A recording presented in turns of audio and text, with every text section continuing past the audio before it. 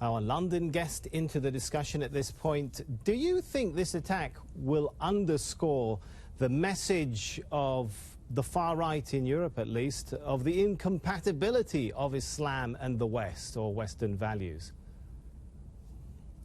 That's a pretty atrocious question, if I may say so.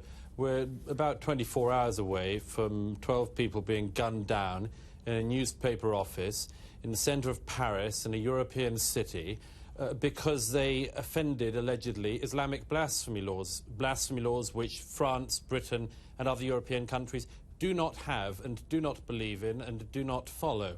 And for you to turn the question immediately, not on the people who've been massacred because of asserting their rights as European French citizens, but onto the alleged terrible discrimination of the French, is really quite despicable.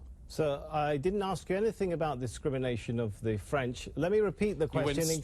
You went straight on to the alleged backlash. Let me ask you the question again in case you didn't understand it.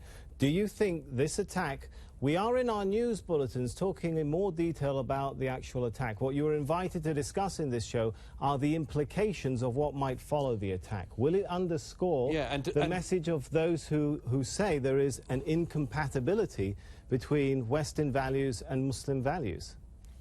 No, you want to paint the narrative which you think turns immediately, not from the attackers, but I on want the an French answer, society, sir, that's which all. you would like to portray. I'm giving you my answer, so why don't you listen to it? Which you would like to portray as somehow anti-Muslim or anti-Islamic or anything like this. Let's start from the fact that 12 people were massacred because European citizens asserted their right, which they have every right to do, to draw Muhammad just as they have the right to draw any other historical figure, which they believe in or don't believe in, it doesn't matter. They have that right. I don't think at this stage whether, a discussion of the far right in France or anything like that is really the point. The point is people were killed and gunned down for doing their job as journalists and cartoonists in a free society. Okay, let's try with our guest joining us from France. Perhaps she would like to address the question. Do you think there is a message coming out of this, of the incompatibility of Muslim and Western values? It seems our guest in London doesn't want to tackle that. Perhaps you would.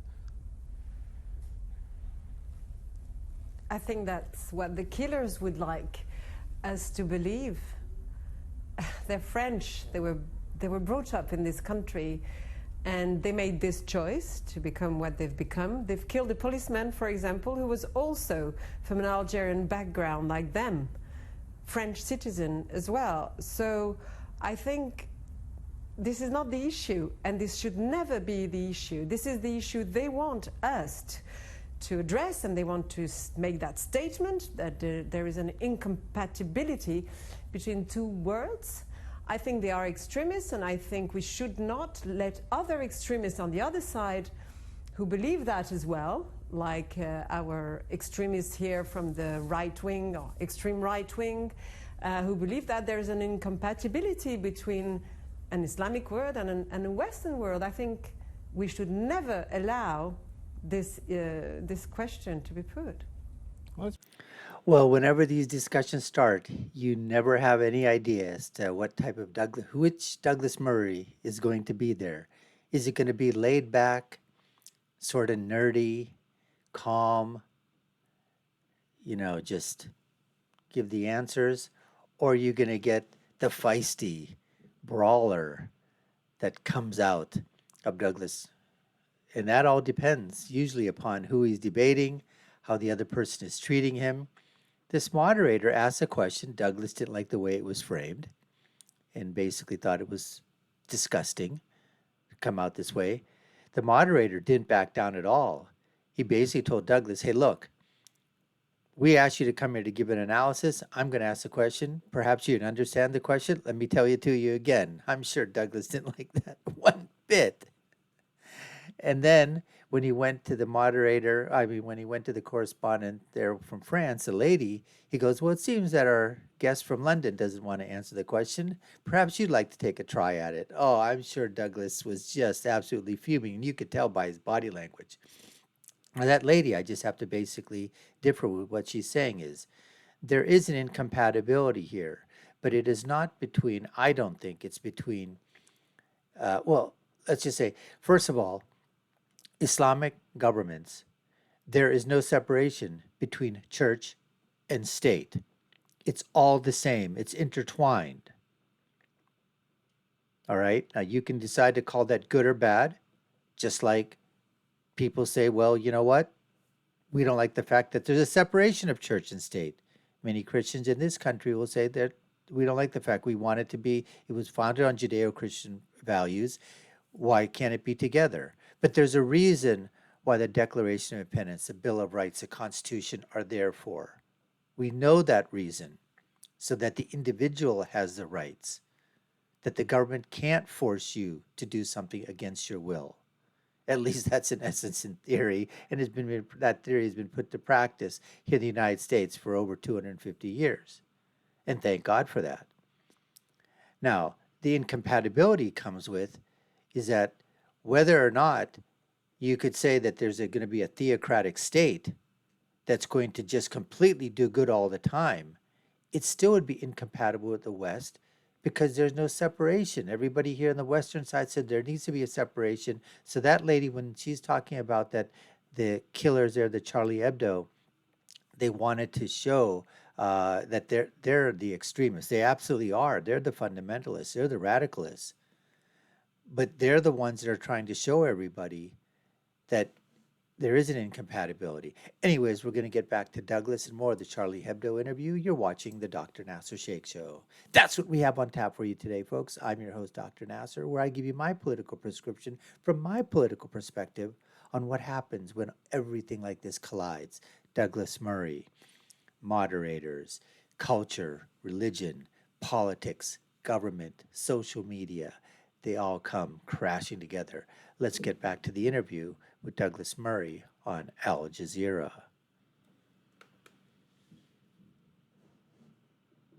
Studio here. One thing which you mentioned to me just before we started was you're surprised at some of the reaction that has developed since this terrible attack that's happened on the offices of Charlie Hebdo. Tell us a little bit about how you see, what message you're taking away as a cartoonist, as a Muslim, about the compatibility of values or incompatibility. I'm Sudanese. I speak Arabic, but I do most of my cartoons either in English or no comment because I'm trying to bridge that gap. I'm trying to reach out to the people in the West because of this incompatibility issue.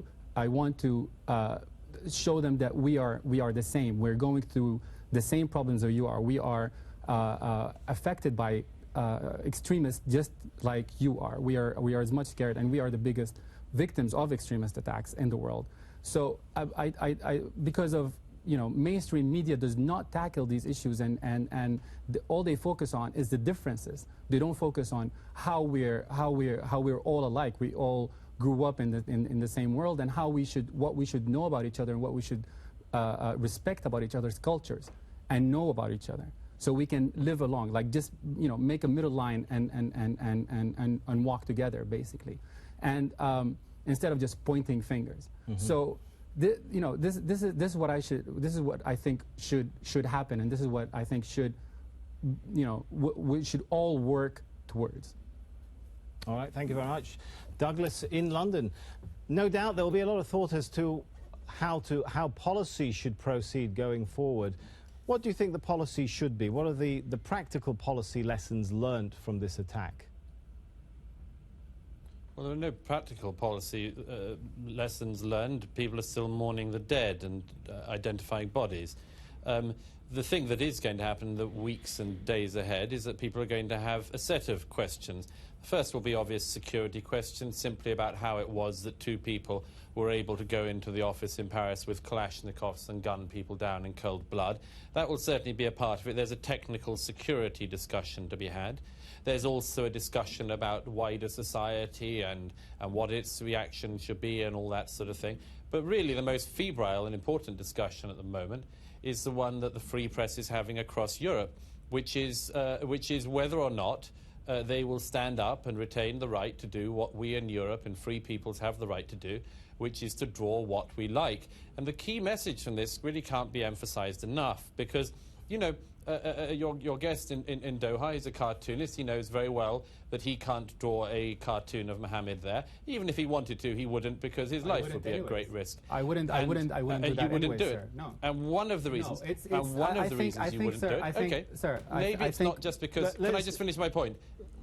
Okay, finish One your of the point, then we'll reasons, give Khalid a chance. if you are a Muslim, you may decide not to do that. However, in countries like Britain and France, most of us are not Muslims, and we do not believe in Muhammad as the founder of any faith that we follow. People are Christians, atheists, all sorts of things. You cannot expect, and this is the crucial thing, Muslims should not expect non-Muslims to abide by their own belief systems. You can yourself decide, you as a Muslim do not want to depict Muhammad. But the idea that is coming along in Europe at the moment is a growing idea that people who are not Muslims, who do not believe in Muhammad, who do not follow Islam, are also to be have to obey the rules of Islamic blasphemy. And in Europe at the moment, that is the big debate. You've made that point, Douglas. You wanted to go. And therein, folks, lies the incompatibility. Freedom of speech. Now, there are some, for example, in France, there's anti-Semitic laws. I believe there's anti-Semitic laws in Britain in terms of speech. That even if the speech doesn't contain violence in France, if you say that you don't believe in the Holocaust, you could go to jail. So people in America would go, well, wait a minute, that's an opinion. An opinion is speech. So there is curtailment of speech. There's an incompatibility between the French system and the American system. Of course there's an incompatibility between the British system and the American system of government. So that's the only difference, is that the French system is not radicalized, the British system is not radicalized, the American system is not radicalized. Unless you go to the far reaches of the far left or the far right.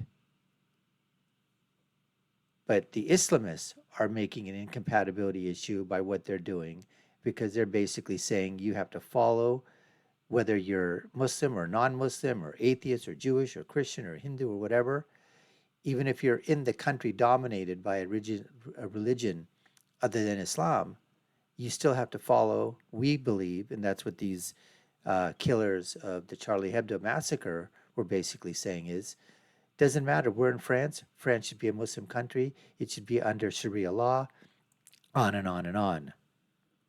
Wouldn't draw a cartoon of Prophet Muhammad because of these issues, because this is how we grew up, because this is our culture. We do not do that. But in the argument about freedom of speech, I mean, yes, the West does have freedom of speech, and yes, you should fight to keep that freedom of speech. I accept that totally, and I believe in that, right? As a cartoonist and as a human being, and for me as a cartoonist who does not have that freedom to that extent, right? But at the same time, if you have all these rights, if you have all this power, why would you want to use it to upset a whole population? Why would you want to do that? Life is upsetting all the time. We already live in a troubled world. We already live in a troubled world, sir.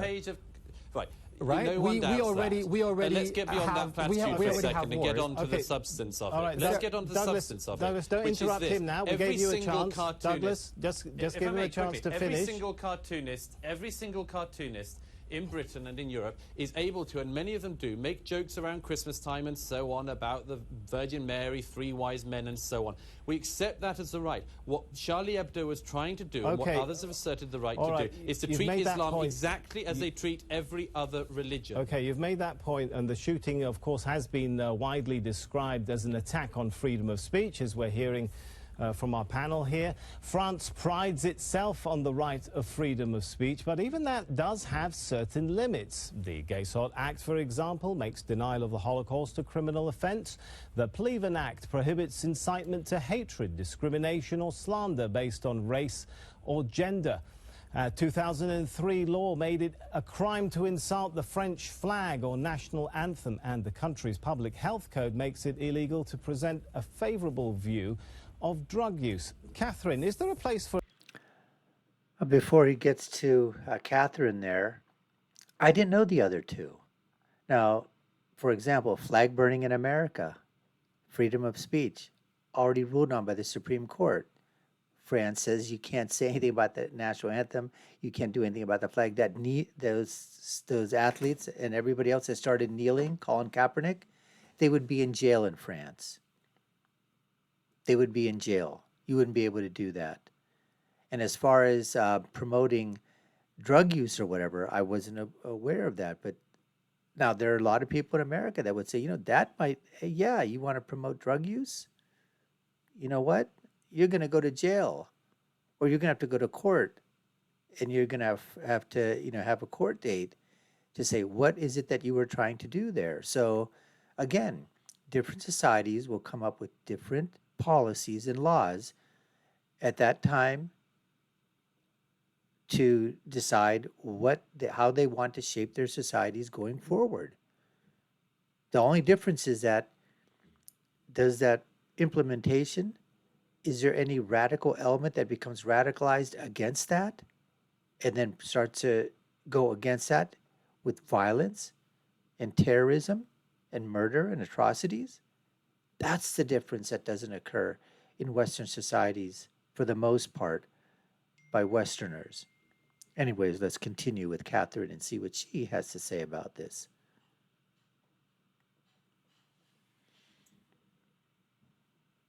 A discussion about the inclusiveness of Europe, of how far Europe should go in being inclusive, or as Douglas would present it, how far Europe shouldn't be asked to compromise its principles when it comes to accommodating the sentiments of Muslims. Charlie Hebdo was sued for the caricatures of Mohammed in 2007. And the then editor of Charlie Hebdo, Philippe Val, said, we're not talking about belief, we're talking about ideologies. Is radical Islam, Islam used as an excuse for killing a belief or an ideology? If we are talking about ideology, there is a freedom of speech in this country, as in many others, and any ideology can be challenged, can be criticized in many ways. You can do it by fiction, you can do it by a report, you can do it investigation, you can do it with a cartoon. And this is what we're talking about. I think we should not mix up everything. You talked about the Holocaust. The Holocaust is a fact that historians worldwide have established as a fact, meaning they view scientific methods, method of academics, to prove that it has actually happened. Denying the Holocaust is an ideology. And this is not, should I believe it's happened or not? It has happened. It's a scientific fact. If you challenge that, then it's an ideology. And if it does prompt hatred, yes, hatred is challenged, not only challenged, but by law forbidden. And Charlie Hebdo was sued by Muslim associations in 2007 for those those Mohammed caricatures on this basis, on hatred prompted on religious grounds.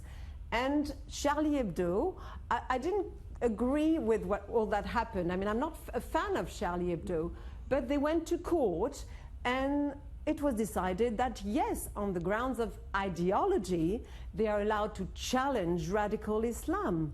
Not Islam, radical Islam. Charlie Hebdo is used to having trials. They have a budget for that, like every other satirical newspapers worldwide. And they have been sued 14 times by Catholic, extreme right Catholics, only once by Muslim associations. So, let's not mix up everything. Are we talking again about an ideology? And if yes, and I think we are here, men who kill because they don't agree with your ideas, they make a statement. It's not in the belief of Islam to do that.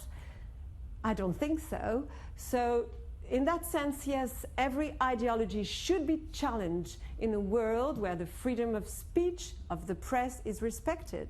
Where do you draw the line between?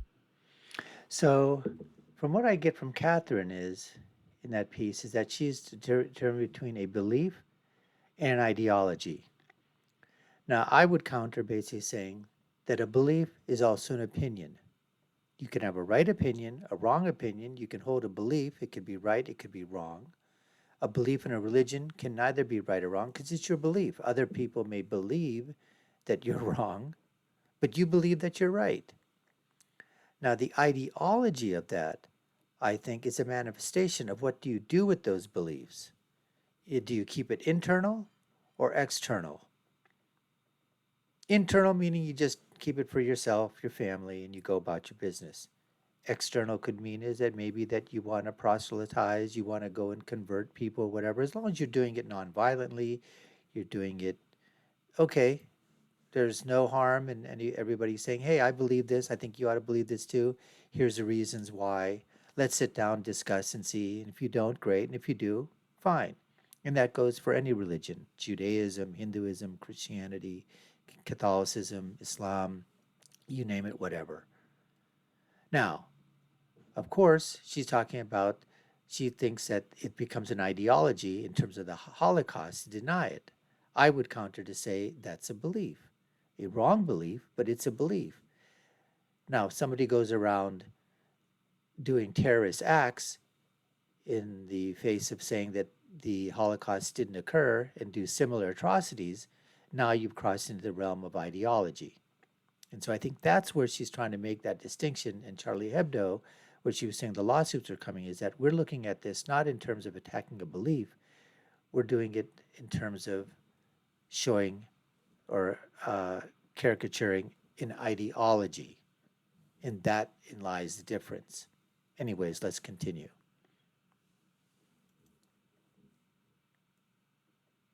Between radical Islam and what is Islam? Is that something that Europe is still grappling with? What is considered legitimate Between radical Islam? debate Okay. about radical Islam, and what is considered hate speech against Muslims when you have thousands of rallies of thousands of people saying, calling basically that there is no place for Muslims and Muslim values in Europe? If I could can sorry, I pick Douglas, you up on that? No, can you let me finish actually my question?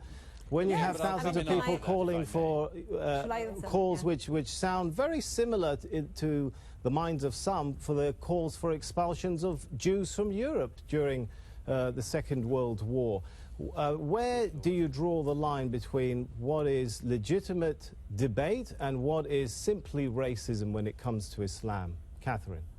Okay, maybe we have to work on our vocabulary. When I call it radical Islam, maybe I shouldn't say that. I should just say people who use Islam as an excuse to kill. And you're right, you have fundamentalist Islam, which doesn't mean